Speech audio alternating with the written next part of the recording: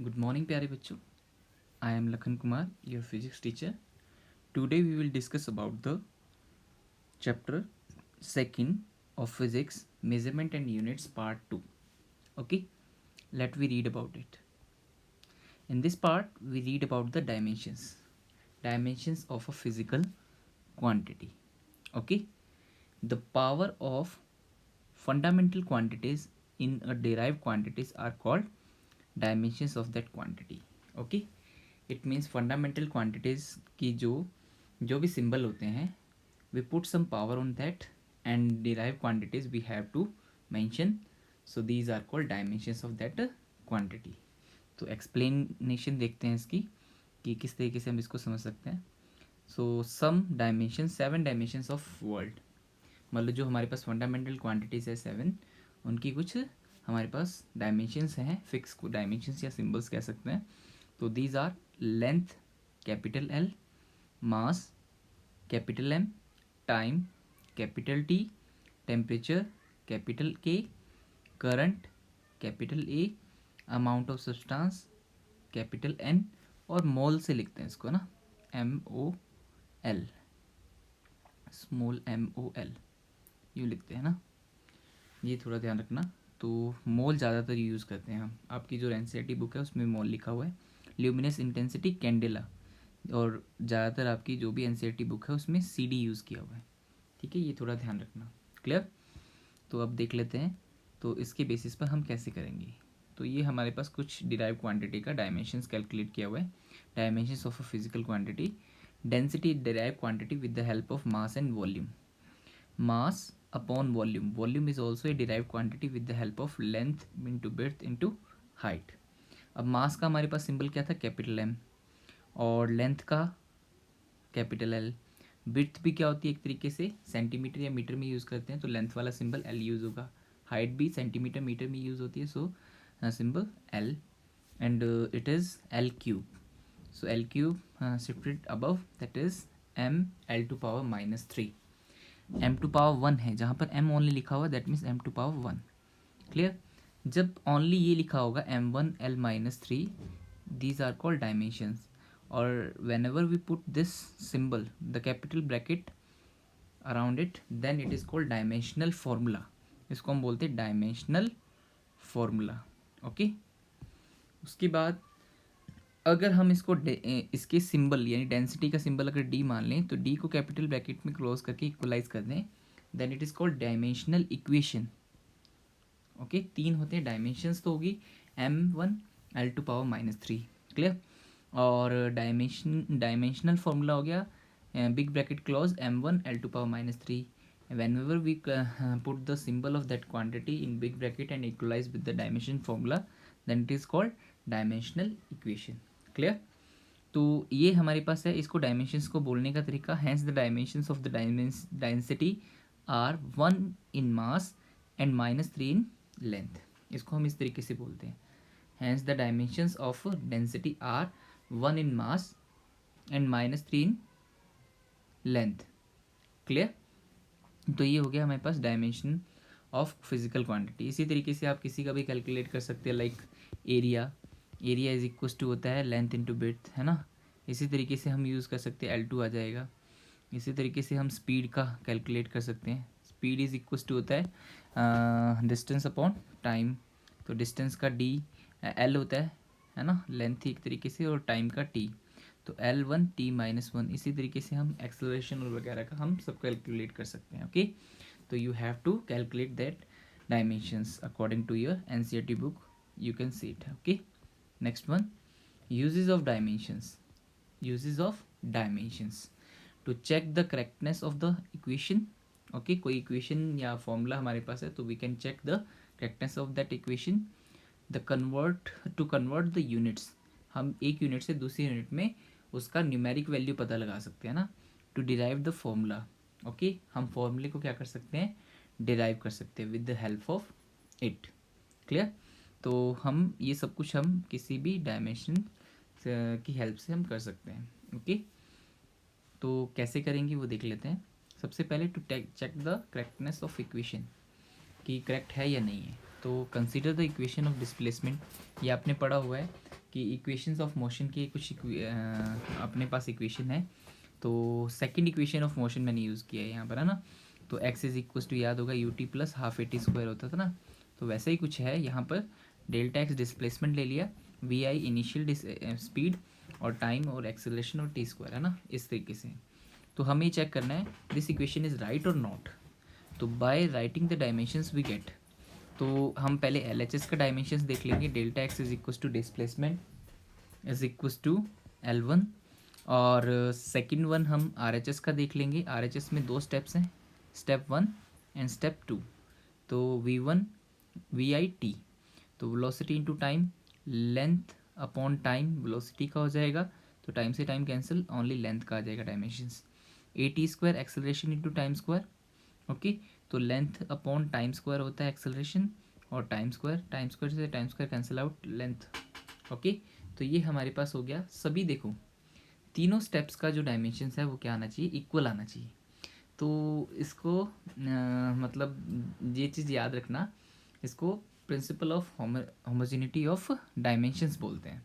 याद रखना कि principle of homogeneity of dimensions वो क्या कहता है कि जब भी कोई एक इक्वेशन है और उसमें दो या दो से ज़्यादा स्टेप है एक साइड पे, है ना, तो उसका मतलब ये है कि हम उन्हीं स्टेप्स को ऐड या सब्सट्रैक्ट कर सकते हैं जिनके डायमेंशन सेम हो। इसका मतलब क्या हुआ कि स्पीड में से हम स्पीड को माइनस कर सकते हैं, स्पीड में स्पीड को प्लस कर सकते हैं, लेकिन स्पीड में टाइम को प्लस नहीं कर सकते, है ना। तो ये चीज़ रॉन्ग है। तो इसका मतलब हम उन्हीं क्वांटिटीज़ को सब्सट्रैक्ट या ऐड कर सकते हैं जिनकी डायमेंशंस क्या हो, सेम हो। इसका मतलब इन दोनों स्टेप को ऐड किया तो इनकी डायमेंशंस ऑलरेडी सेम है। क्या है हमें नहीं पता, बट होमोजेनिटी प्रिंसिपल यही कहता है कि इनकी डायमेंशंस क्या होनी चाहिए, सेम होनी चाहिए। तो इसका मतलब ये दोनों सेम आ रही है तो करेक्टनेस हो गया। और इन दोनों की डायमेंशंस किसके इक्वल आनी चाहिए, एल एच एस के इक्वल। तो it means these three are equal, so it is the correct formula. तो dimensions of each term are same, hence the equation is dimensionally correct. अब डायमेंशनली करेक्ट है तो इसका मतलब क्या है वो हम आगे देखेंगे कि डायमेंशनली करेक्ट है, इसका मतलब कन्फर्मेशन नहीं कि करेक्ट होगा ही होगा, वो ये भी हो सकता है कि करेक्ट ना भी हो। उसका मतलब लिमिटेशन में मैं बताऊंगा कैसे, है ना। तो इस तरीके से आप किसी भी फॉर्मूले को चेक कर सकते हो, like kinetic energy half M V square, है ना। You can check this formula, the both the dimensions of L H S and R H S should be equal. Next one, to convert units.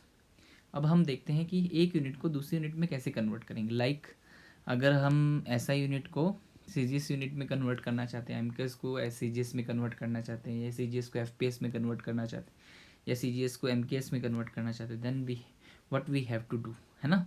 तो वो चीज़ आपको देखनी पड़ेगी, है ना। तो सबसे पहले हम इसके लिए एक फॉर्मूला यूज़ करते हैं, तो वो देख लेते हैं हम। सबसे पहले 1 न्यूटन जो होता है वो क्या चीज़ होती है, ऐसा यूनिट ऑफ फोर्स क्या होती है, 1 न्यूटन। 1 न्यूटन होता है 1 metre 1 kg and 1 second inverse square. ये कैसे है वो देख लेते हैं। फोर्स का फॉर्मूला होता है F is equal to M A, ये होता है ना। और इससे हमने इसका डायमेंशंस निकाला, है ना। तो डायमेंशंस क्या हुआ, M1 L1 T minus two. L हमने पहले लिख लिया L1 M1 T minus two, इससे निकाल सकते हो आप, करके देख लेना। जैसे डायमेंशंस निकालने का तरीका बताया वो एक्सेलरेशन का और मास का रख के। तो अब हमारे पास न्यूटन है इसकी एसआई यूनिट, और इसका मतलब क्या हुआ, लेंथ का हो गया 1 पावर है, तो लेंथ एसआई यूनिट में मीटर होती है ना। लेंथ का यूनिट एसआई यूनिट सिस्टम में क्या होता है, मीटर। तो 1 मीटर आ जाएगा। उसी तरीके से मास का यूनिट एसआई यूनिट में होता है केजी, तो 1 kg आ जाएगा। और टाइम का होता है सेकेंड, तो सेकेंड इनवर्स स्क्वायर आ गया। क्लियर। अब इसको हमको किस में कन्वर्ट करना है, इस यूनिट में ना। तो इसको हमने इसमें कन्वर्ट करना है, डाइन में। क्लियर। तो डाइन जो होता है वो इसका सीजीएस यूनिट है। हमने ये पता लगाना है कि 1 न्यूटन में कितने डाइन होते हैं, समझ रहे हो इस चीज़ को। तो इसके लिए पहले डाइन हमारे पास सीजीएस यूनिट है, ये चीज़ ध्यान रख लेना फोर्स की। तो सीजीएस में लेंथ का होता है सेंटीमीटर में मेजरमेंट, तो 1 centimetre. Mass is into gram, that is 1 gram. And time is into seconds, that is 1 second inverse square. Clear. तो इस तरीके से हमने डायमेंशंस को देख के उनकी पावर भी पुट कर दी, 1 1 और -2। अब हमने क्या करना है, we have to divide both 1 newton upon 1 dyne. तो is equals to 1 metre upon 1 centimetre, 1 kg upon 1 gram, 1 second upon 1 second. Inverse square है, देखो इसकी पावर -2 है, इसकी पावर देखो दोनों में 1 है और इसकी पावर दोनों में 1 है, तो 1 1 और -2 आ गया। Now we have to convert metre into centimetre. 100 centimetre 1 kg into gram that is 1000 gram, और second is equal to second, तो ग्राम से ग्राम कैंसिल आउट हो जाएगा, सेकेंड से सेकेंड, सेंटीमीटर से centimetre. Then 100 to power 1, 1000 to power 1 and 1 to power -2। 1 की power कुछ भी हो वो नहीं होती है, तो 100 इंटू 1000 आ गया, दैट इज 10 रेज़ पावर 5। अब ये था 1 न्यूटन अपॉन 1 डाइन, क्लियर। तो 1 डाइन उधर जाएगा तो 1 newton is equal to 10 raise power 5 dyne, clear. 1 newton is equal to 10 raise power 5 dyne. ये हमारे पास आ गया है रिलेशन। तो you can convert any formula with the help of this, okay. जिससे जिसमें कन्वर्ट करना है, तो first of all we have to take, जिसमें कन्वर्ट करना है वो पहले आएगा, और जिससे कन्वर्ट करना है मतलब सॉरी जिसमें कन्वर्ट करना है वो बाद में आएगा, और जिससे कन्वर्ट करना है वो पहले, ओके। तो 1 न्यूटन को डाइन में कन्वर्ट करना तो पहले और ये बाद में। तो हमें कंपेयर करना है, कंपेयर करने के लिए हम क्या करते हैं, सिंपली डिवाइड करते हैं, क्लियर। तो you can convert more of the units, okay. Next one, to derive a formula. सबसे पहले हम क्या करेंगे, किसी फॉर्मूले को डिराइव करना सीखेंगे। तो हमारे पास रिलेशन गिवन होगा उसके अंदर, जैसे like this we have the question, the time period of T of oscillations of a simple pendulum, वो आगे हम पढ़ेंगे क्या होता है, depends on length L and acceleration due to gravity G. दो चीज़ों पर डिपेंड करता है, एक्सेलरेशन और लेंथ पे, sorry length and gravity acceleration पे, ना। तो लेट अस एज्यूम दैट, हमें ये नहीं पता किस तरीके से डिपेंड करता है, लेकिन डिपेंड करता है। तो हमने ये मान लिया कि ये इसकी लेंथ की पावर ए पे डिपेंड करता है और ग्रेविटी एक्सेलरेशन की पावर जी पे डिपेंड करता है, और हमने डायरेक्टली प्रोपोर्शनल का सिंबल इसके पीछे लगा दिया, क्लियर। तो हमें मेनली क्या करना है, we have to calculate the powers of L and G. So we let here A and B the power of L and G, clear. whenever we remove the proportionality symbol, तो we have to put some constant and put the equalize symbol। ये चीज़ याद रखना, okay. जब भी हम proportionality symbol को हटाते हैं तो कुछ कांस्टेंट उसमें क्या होता है, मल्टीप्लाई होता है, ये चीज़ याद रखना। तो that constant is equal to K, here constant K which is dimensionless, जो कि उसकी कोई डायमेंशंस नहीं है। तो डायमेंशंस ऑफ टी, टी की टाइम की होती है T1, बाकी सब जीरो आएगा क्योंकि बाकी सब का होता है नहीं टाइम में, T1 होता है ओनली। डायमेंशंस ऑफ लेंथ बाकी सब जीरो, एल का 1 हो जाएगा। डायमेंशंस ऑफ ग्रेविटी एक्सेलरेशन, तो इसमें क्या होता है, L1T-2 होता है एक्सेलरेशन का। एक्सेलरेशन का हमने निकाला है ए का, वही ग्रेविटी एक्सेलरेशन उसी का टाइप है, तो से दोनों का क्वांटिटी क्या होगा, सेम। तो हमारे सॉरी डायमेंशंस क्या होगा, सेम होगा। तो हम उसका सेम पुट कर लेंगे, उसमें मास का डायमेंशंस क्या होता है, जीरो, ये चीज़ याद रखना। तो we have to put these dimensions into it, okay. तो हमारे पास आ जाएगा सबसे पहले टाइम का ये रहा, ये पुट कर दिया। फिर उसके बाद के डायमेंशंस लेस है, उसकी कोई कुछ नहीं आएगा। उसके बाद नेक्स्ट वन एल, लेंथ का होता है हमारे पास ये, तो ये हमने पुट कर दिया, और ए पावर है यहाँ पर, तो ए पावर यहाँ पर पुट कर दी, clear. Next one gravity acceleration is this, and we have to put the power G according to this equation. Now we have to multiply this power inside the bracket। तो L to power 1 multiply with A, 1 into A is equal to A, 0 into A 0 0 0, okay. इसी तरीके से B multiply with 1 B, M 0 into B is equal to 0, and T -2 into B -2B, clear. And now we have to add the powers, because we know that if the base are same then the power can be add with each other, है ना। तो L and L both are the base same and the power A and B, तो L to power A plus B, okay। Next one M to power 0 and M to power 0, 0 आ जाएगा। Next one T to power 0 and T to power -2B, तो 0 -2B is equals to -2B, है ना। Now we have to compare both sides, it is dimensions less, इसकी dimensions है नहीं, तो dimensions of L here is 0 and here the dimensions of L is equal to A plus B. So A plus B should be equal to 0 because it is the equation, equality है ना। तो इनका power दोनों का same होना चाहिए, A plus B is equal to 0। M to power 0, okay, M dimension 0, here M dimension 0, 0 equal to 0, don't need to read to write है ना, need to write. Next one, t to power minus 2b and t to power 1. Minus 2b is equals to 1. Now we can solve. b is equals to minus half. b is equals to minus half है ना, यहाँ से आ जाएगा. b is equals to minus half हो गया. And a is equals to, when we put here then transfer here, a is equals to positive half. You can put the values here है ना. तो इन दोनों इक्वेशंस को ए और B calculate कर लिया दोनों इक्वेशंस को सॉल्व करके, and put the powers A and be in equation this. तो ये आ जाएगा. नाउ यू कैन मतलब you can simplify this. z to power minus half, that means upon g to power plus half, both have half power, it means square root. तो square root is here. तो it is the formula. वैसे तो formula होता है t is equals to 2 pi root lg है ना, but we can't calculate the constant here. Okay, it is the limitations of dimensions. हम इस constant की value यहाँ से calculate नहीं कर सकते because it is dimensionless. It doesn't depend on dimensions. Clear?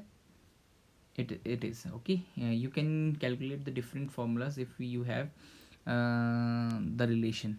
Okay, the relation between them, the matlab that quantity can depend onto the different physical quantities that given in the question, and you can put the equation and made equation and then put the dimensions or create the powers equation like this by comparing the both the dimensions of equality, and you can solve these equations and calculate the powers of in equation this first equation है ना. That means you can calculate easily the relation between the physical quantities. Clear? It is called derived formulas. Next one, limitations of dimensions. तो first dimensions का जो limitation है वो मैंने आपको बताया था अभी, याद होगा कि जब मैंने करेक्टनेस ऑफ इक्वेशन हम चेक कर रहे थे ना, तो उसके अंदर मैंने बोला था कि अगर हमने किसी इक्वेशन को जैसे x is equal to u t plus half a t square को पुट कर मतलब प्रूव कर दिया, इट इज़ डायमेंशनली करेक्ट, तो there is no need that it should be correct. Okay, मतलब ये ज़रूरी नहीं है कि हमने डायमेंशनली प्रूव कर दिया कि ये इक्वेशन करेक्ट है तो ये हमेशा करेक्ट होगी. It can be wrong, but अगर हमने किसी इक्वेशन को रॉन्ग प्रूव कर दिया तो definitely it will be wrong.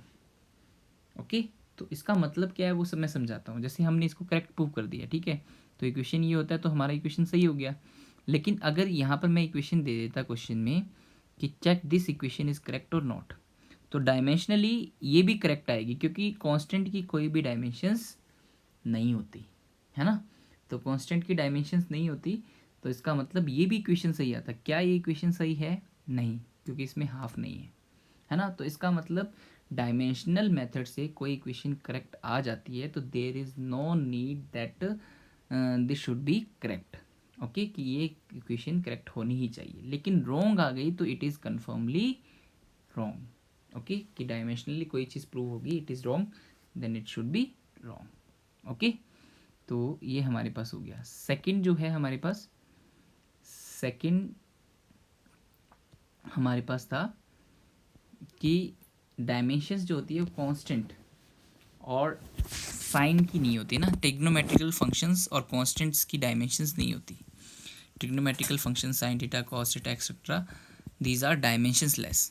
Okay, तो ये डायमेंशंस लेस है तो किसी भी फॉर्मूले में अगर ये सभी हैं, साइन थीटा है, ओके, कॉस थीटा है, या फिर हमारे पास कोई कांस्टेंट है जैसे 1/2 2.5 ये, तो हम उस फॉर्मूले को डिराइव नहीं कर सकते. We can't derive that formula which has some constant और ट्रिग्नोमेट्रिकल फंक्शंस और लॉगरिथम फंक्शंस है ना. We can't derive that. This is the limitation of dimensions. Okay, next limitation क्या होनी चाहिए वो मैं बता देता हूँ कि हम क्या करते हैं, हम उन इक्वेशंस को डिराइव नहीं कर सकते. We can't derive that formula which has 2 or more steps in the sides, like v is equals to u plus at. We can't derive this formula. इसमें 2 से ज़्यादा स्टेप है क्योंकि dimensions is the property of multiplication. Like you can calculate dimensions with the multiplication और divideation but not in addition and subtraction. we only follow the rule in addition and subtraction, that is principle of homogeneity of dimensions. Okay, तो हम इन फॉर्मूलों को derive नहीं कर सकते. Fourth one हमारे पास क्या है वो चीज़ देख लेंगे कि अगर हमारे पास कुछ डायमेंशंस हैं, ओके, और हमने कोई रिलेशन डिराइव करना है, तो अगर कोई क्वांटिटी जो है मान लो टी या जो भी है वो 1 2 3 तक तीसरी क्वांटिटी डिपेंड करती है, we can derive it. If it depends on four or more quantities, then it can't be derived with the help of dimension formula. Okay, क्योंकि mainly we use in dimensions m, l and t. Okay, और अगर ऐसा कुछ है कि 4 और more quantities पे depend है तो इक्वेशंस जो होगा वो हमारे पास तो 3 ही बनेगी, क्योंकि तीनों के कंपेयर करके हमारे पास मैक्सिमम कितनी इक्वेशन बन सकती है, 3, है ना. जैसे m की डायमेंशंस दोनों तरफ कंपेयर कर लेंगे, l की डायमेंशंस दोनों तरफ कंपेयर कर लेंगे, t की डायमेंशंस कंपेयर कर लेंगे, लेकिन अगर इसमें फोर्थ क्वांटिटी हुआ तो उसके लिए फोर्थ इक्वेशन नहीं बनेगी. और जब तक 4 इक्वेशन नहीं है तो we can't calculate the 4 variables. ये आपको पता होगा ना, किसी एक वेरिएबल का वैल्यू निकालना है तो हम क्या करते हैं, हमारे पास मिनिमम एक इक्वेशन होनी चाहिए. अगर 2 वेरिएबल का इक्वेशन वैल्यू निकालना है तो हमारे पास क्या होनी चाहिए, 2 इक्वेशन होनी चाहिए ना, ऐसा कुछ है ना. तो अगर हमारे पास 3 वेरिएबल निकालने हैं तो मिनिमम 3 इक्वेशंस आर रिक्वायर्ड. तो ये चीज़ हमारे पास fourth limitation of dimensional method होगी. ओके, तो these are the limitations of dimensions. So take it and you can solve the different questions based on the dimensions. Okay, एक चीज़ और मैं बता देता हूँ इसमें कि हमारे पास जब डायमेंशंस फार्मूला हम डिराइव करेंगे तो हमें बिल्कुल केयरफुली मतलब हमने डायमेंशंस को पुट करना है. ठीक है, तो ऐसा नहीं हो कि हमने गलत डायमेंशंस को पुट कर लिया तो आंसर विल बी रॉन्ग. ठीक है, तो be careful when you deal with the dimensions. Okay, तो ये हमारे पास होगी. तो डायमेंशंस के डिफरेंट, जैसे check correctness of equation, okay, और डिराइव इक्वेशन, और हमारे पास हो गया unit change. You can solve the different formulas. Okay, next one, least count of instruments. Least count of instruments क्या होता है, the smallest value that can be measured by the measuring instrument is called its least count और resolution. Okay, तो smallest value can be measured by an instrument. सबसे smallest value that can be measured by an instrument is known as least count or resolution. For example, you use in daily life, that is ruler scale. The ruler scale has the minimum measurement is equals to 1 mm. The value of one smallest line is equals to 0.1 centimeter, and 0.1 centimeter is equals to 1 mm. Clear it. So list count of ruler scale is equals to 1 mm. It is an apparatus that is called vernier calipers. So you do your practical on the base of this instrument. So it is also a measuring instrument that has the list count less than ruler. अगर हमारे पास बहुत छोटी चीज़ों को measurement करना है तो 0.1 millimetre is the list count of vernier calipers, so we can use this. Okay, so small instruments when we then we can calculate the length or the depth or diameter of anything. Okay, you can calculate with the help of vernier calipers by more accuracy. Okay, क्योंकि ज़्यादा accuracy होगी, क्योंकि ये decimal के बाद 2 digits तक measurement कर सकता है. 0.1 mm, that means 0.01 centimeter is the least count of vernier calipers. Next one, screw gauge. It is also a part of a practical. Okay, and its least count is equals to 0.01 mm. It means 0.001 centimeter. It means it can measure after decimal 3 places, है ना, in centimeter. It means it is more accurate than vernier calipers. Sorry, more precise with the comparison of vernier calipers. मतलब इसका resolving power ज़्यादा है, ज़्यादा decimal तक note कर सकता है ना, decimal places तक. So it is more precise. Next one जो हमारे पास है spherometer. It is also a part of practical. It can so screw gauge can measure the diameter of a thin wire, thin paper of width, okay, or thickness of paper, etc. But with the spirometer, like the name, you can measure the radius of curvature of any curved surface. Okay, you know that the radius of curvature of concave and convex surfaces है ना.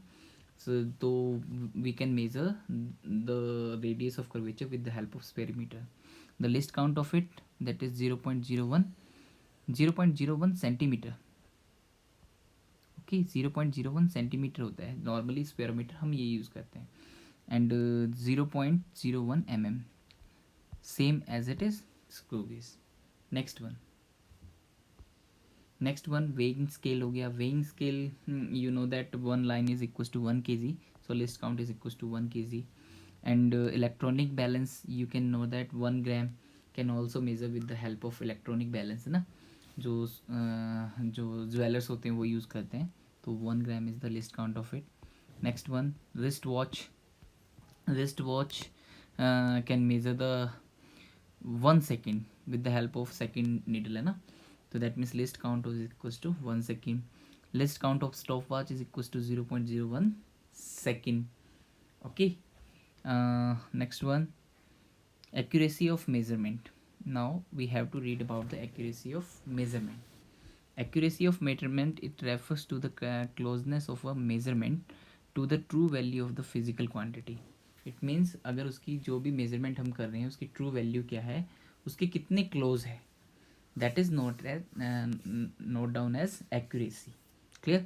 True value of mass is equals to this, and measurement measured by student first A is equals to 25.61 kg and by student B is equals to 25.65 kg. So this value is more accurate because it is more close than this to the accurate value or true value है ना, sorry, real value or true value. So B is more accurate. Clear? Next one, precision of measurement. It refers to the limit to which a physical quantity is measured. It means how the resolving power of the instrument. The list count can be also called. So time measured by a student A is equals to this, B is equals to this, and 3 is equals to this. Then this value is more precise because the limit of this measurement is more than others because it has more resolving power or more list count. It can be measured 3 places after decimal, so it is more precise value. Clear? Next one, significant figure.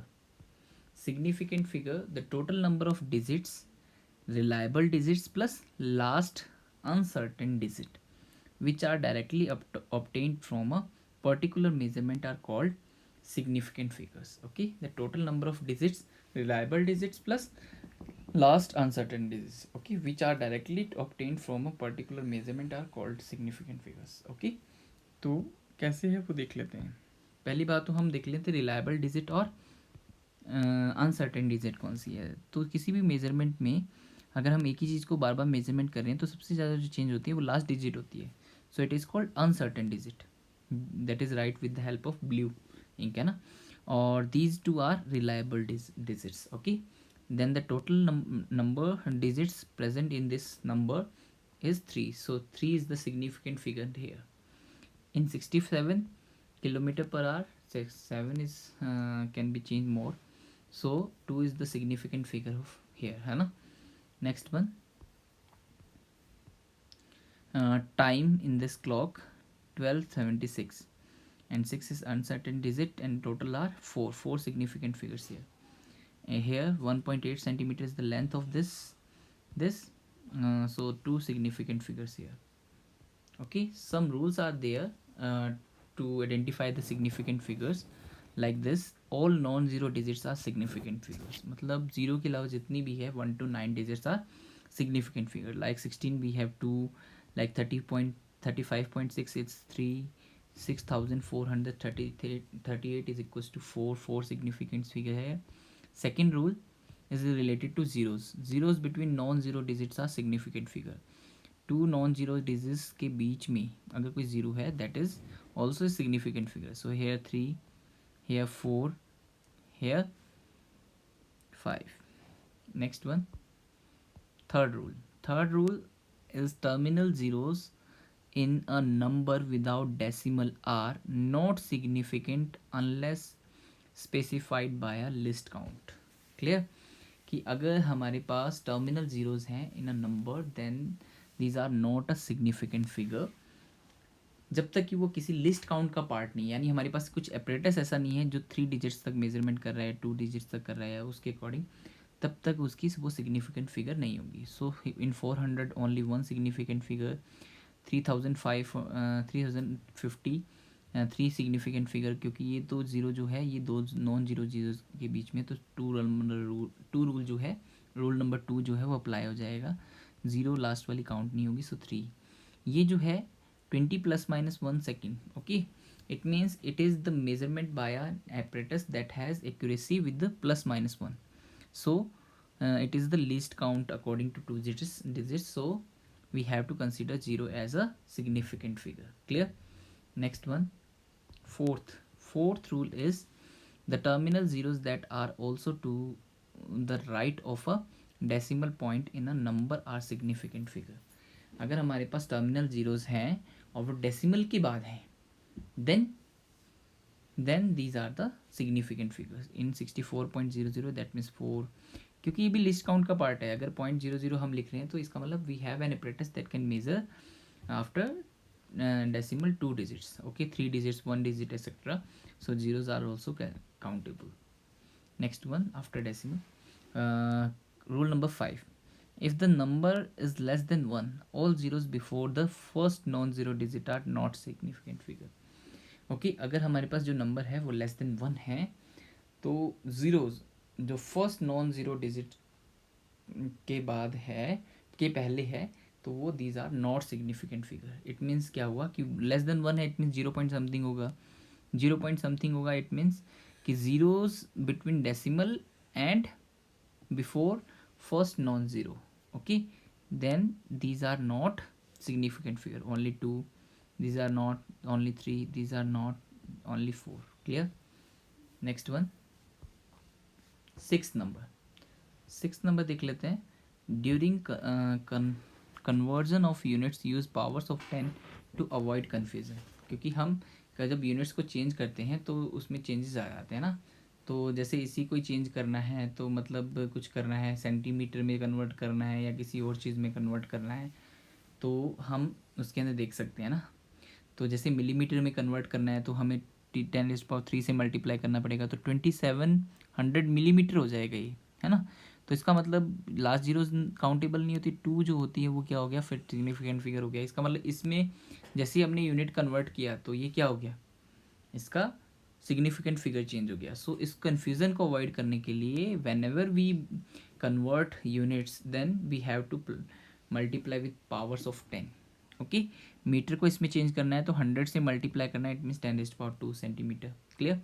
और centimetre से metre से kilometre में change करना है तो it means divide by 1000, that means 10⁻³ kilometre we have to multiply. Then the all have 4 significant figure. इसमें भी, क्योंकि डिजिट पे कोई जो भी हमारे पास नंबर है उसके ऊपर कोई असर नहीं हुआ है. क्लियर? नेक्स्ट वन हम अगर देखेंगे तो first rule of rounding figure. अब राउंडिंग फिगर, पहले सिग्निफिकेंट फिगर के बारे में पढ़ लिया, अब हम पढ़ेंगे राउंडिंग फिगर. राउंड करते हैं ना हम, अप्रोक्सीमेट लिखते हैं, तो that is rounding figure of measurement. If the digit to be dropped is less then 5 then the preceding digit is left unchanged. इससे पहले वाली डिजिट जो होगी वो अनचेंज रहेगी. क्लियर? तो अगर वो लेस देन 5 है, दैट जैसे लास्ट डिजिट 2 है, 1 है, 3 है, ओके, तो इसका मतलब इससे पहले वाली डिजिट एज इट इज़ रहेगी. क्लियर? और सेकेंड रूल क्या कहता है कि if the digit to be dropped in is more then 5 then the preceding digit is raised by 1. अगर ये जो लास्ट डिजिट है वो ग्रेटर देन 5 है तो इसमें 1 ऐड हो जाएगा इससे पहले वाले में ना, तो इट मीन्स 8 आ जाएगा, 5 आ जाएगा, 4. Okay, next one, third rule is this. If the digit to be dropped in 5 followed by the digits other than 0, okay, if the digit to be dropped is 5 followed by the digit other than 0, मतलब हम जो मतलब drop digit है ये है 5, और इससे बाद वाली जो डिजिट है प्रीसीडिंग डिजिट जो है वो कितनी है हमारे पास, सॉरी मतलब जो उससे पहले वाली इसके बाद वाली जो डिजिट है जो 0 से अलग होगी, यानी 1 to 9 कुछ भी हो, then preceding digit is raised by 1, it means इससे पहले वाली डिजिट में 1 ऐड हो जाएगा, इट मीन्स 4 6 ओके 0, इससे पहले वाली डिजिट में एक एक ऐड हो जाएगा. Clear, that is this. Okay, next one,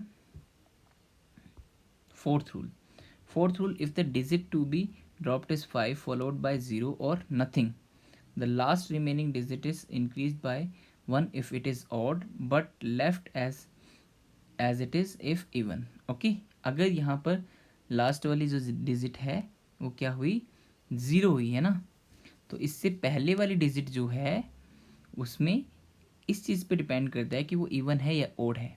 अगर ओड है तो +1 हो जाएगा जैसे इसमें हो गया, और अगर इवन है जैसे इसमें है ना, इसमें लास्ट 0 ही होगा, तो इससे पहले वाले डिजिट में अगर ओड है तो इसका मतलब +1 हो जाएगा, और इसके लास्ट में 0 ही होगा तो इससे पहले वाली में +1 नहीं होगा क्योंकि इवन डिजिट है ना. तो ये चीज़ ध्यान रखना. ओके, तो अगर सोच रहे हो इसमें 0 नहीं है तो आप सोच लो यहाँ पर 0 होता तो क्या होता है ना. तो that's we have to let. तो ये वो 5 वाला रूल भी हो गया. जैसे हमारे इस रूल में फर्स्ट सेकंड जो रूल था हमारे पास, उसके अंदर क्या था, <5 > 5 था ना. तो उसमें अगर 5 होता तो क्या होता, ये इस पे डिपेंड करता कि इवन है या ओड है. तो अगर इससे पहले वाली डिजिट इवन होगी या ओड होगी तो +1 और इवन होगी तो unchanged. Clear. Next one, significant figure in calculations, addition and subtraction. The final result would round to the same decimal place as the least precise number. Okay, मतलब हमारे पास result में उतने ही डेसिमल नंबर होने चाहिए जितने least हैं किसमें, इसमें प्रिसाइज नंबर्स में से. ओके, जितने भी एडिशन की हैं उनमें प्रिसाइज नंबर्स में से लिस्ट हैं. प्रिसाइज नंबर क्या होते हैं, डेसिमल में जितने ज़्यादा, इसमें सबसे ज़्यादा है, इसमें कम है, इसमें भी सबसे ज़्यादा है, इसमें सबसे कम है, तो इसका मतलब रिजल्ट में भी सबसे कम होंगी. क्लियर. तो इसका मतलब ये आ जाएगा. तो इट मीन्स हम सबको ऐड करेंगे, और ऐड करने के बाद हमारे पास जब आएगा तो पॉइंट के बाद 3 डिजिट्स आएंगे, और उनको राउंड करते करते हम क्या करेंगे, यहाँ पर पहुँचेंगे, और यहाँ पर हमारे पास क्या होना चाहिए, एक ही डिजिट होना चाहिए, क्योंकि प्रिसाइज मिनिमम कितना है, लिस्ट प्रिसाइज नंबर कितना है, 1 आफ्टर डेसिमल. इसमें list precise number after decimal is 0.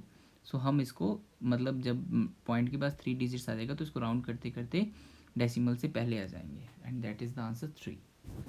Okay, next one हमारे पास आ गया मल्टीप्लिकेशन एंड डिवीजन. तो the final result would round to the same number of the significant digits as the least accurate number. It means वो precise number था after decimal, और ये accurate number यानी टोटल नंबर्स. ओके, तो multiply करने के बाद मिनिमम किसके पास है, minimum 2 digits, 2 significant figures are there. So result also contain 2 significant figures, then we have to round off it. Okay, next one, divide करेंगे तो मिनिमम किस में है, इसमें है ना, तो इसका मतलब 3 डिजिट्स है, तो हम इसको राउंड ऑफ करेंगे. देखो यहाँ करके दिखाया हुआ है. तो आंसर ये आया था, तो हमने क्या किया, 8 है तो इसमें 1 प्लस कर दिया, <5 था तो 1 प्लस कर दिया, 1.51. सो it is the significant figure in calculations. Okay, so these are the knowledge about the dimensions, significant figures and rounding figures. If you have any kind of doubt, then you can ask me in comment box. Thank you.